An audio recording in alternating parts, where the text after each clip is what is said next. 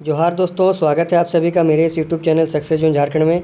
दोस्तों हम लोग कंटिन्यूअसली जो है कंप्यूटर के सीरीज़ को देख रहे थे और उसी क्रम में दोस्तों आज भी कंप्यूटर का जो previous year question Microsoft Windows का जो कुछ प्रश्न बचा हुआ था कल के सीरीज़ में, उसी को मैं आप लोगों के बीच लेकर के आया हूँ। तो आज की वीडियो में दोस्तों 10 से 15 क्वेश्चन ही है, 15 से 17 क्वेश्चन होंगे। ठीक है, आज आपका माइक्रोसॉफ्ट विंडोज़ जो है पूरा कंप्लीट हो जाएगा। तो दोस्तों आप सभी से निवेदन है कि आप लोगों को अगर वीडियो पसंद आती हो तो कृपया करके चैनल को सब्सक्राइब कर लें और आप लोग लाइक करके सपोर्ट करें, ताकि मैं जो है आप लोगों को कंटिन्यू वीडियो डालते रहूँ। अभी और 27 दिन ही बचा हुआ है दोस्तों एग्ज़ाम को।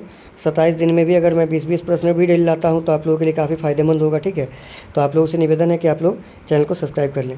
चलिए दोस्तों पहले प्रश्न को आज की देख लेते हैं। जो बचा हुआ प्रश्न है कुछ उसमें से है दोस्तों। पहला प्रश्न कि निम्न में से किस प्रकार के मेनू को ड्रॉप डाउन मेनू भी कहा जाता है। तो आप सभी को बताना है कि निम्न में से किस प्रकार के मेनू को जो है ड्रॉप डाउन मेनू कहा जाता है। तो पुल डाउन मेनू जो होता है उसको आपका ड्रॉप डाउन मेनू भी कहा जाता है। ठीक है, अगली प्रश्न है दोस्तों, डैश कमांडो की वे सूचियाँ हैं जो स्क्रीन पर प्रकट होती है।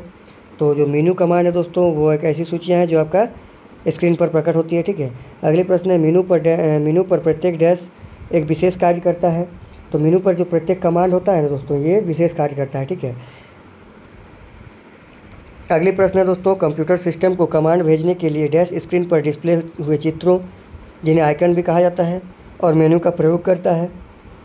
तो ये आपका हो जाएगा दोस्तों कमांड आधारित जो यूजर इंटरफेस है वो आपका स्क्रीन पर डिस्प्ले हुए चित्रों को और मेनू का प्रयोग करता है। ठीक है, किसको? कंप्यूटर को कमांड भेजने के लिए। ठीक है, अगली प्रश्न है डैश शब्द वर्तमान में प्रयुक्त विंडो के वर्णन के लिए किया जाता है। तो कौन सा शब्द है दोस्तों? वो आठवीं या फिर सक्रिय विंडो जो है आपका वर्तमान में प्रयुक्त विंडो के वर्णन के लिए किया जाता है। ठीक है, अगली प्रश्न है दोस्तों, हार्ड डिस्क के डिलीट की गई फाइलें कहाँ भेजी जाती है। तो ये आपका रिसाइकिल बिन में भेजी जाती है। अगली प्रश्न है दोस्तों, कॉपी कमांड कहाँ सेव करती है।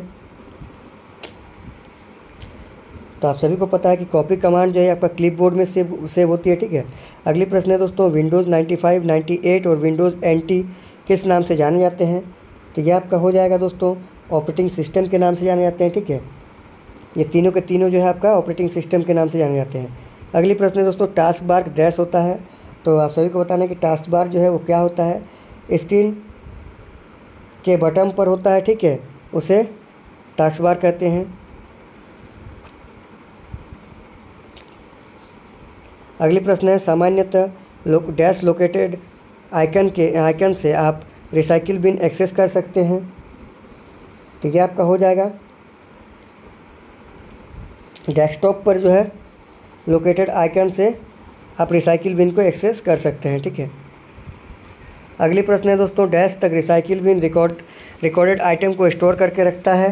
तो ये आपका हो जाएगा आपके खाली करने तक। जब तक आप लोग उसको खाली नहीं करते हैं, जो आपका रिसाइकिल बिन होता है उसमें जो आप कुछ भी हार्ड डिस्क डेस्कटॉप से अगर डिलीट करते हैं तो आपका कहाँ चल जाता है? रिसाइकिल बिन में चल जाता है।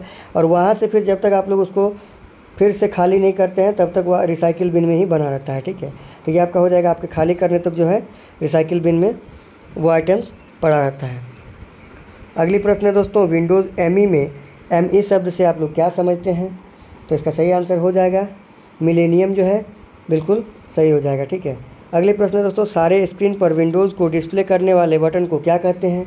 तो यह आपका हो जाएगा मैक्सिमाइज कहा जाता है। ठीक है, सारे स्क्रीन पर जो है विंडोज़ को डिस्प्ले करने वाले बटन को जो है मैक्सिमाइज कहा जाता है तथा छुपाने वाले बटन को जो है मिनिमाइज कहा जाता है। ठीक है, अगली प्रश्न है दोस्तों, किस प्रकार का बार भिन्न ड्रॉप डाउन मेन्यू के नाम से भी नाम या आइकन दिखाता है।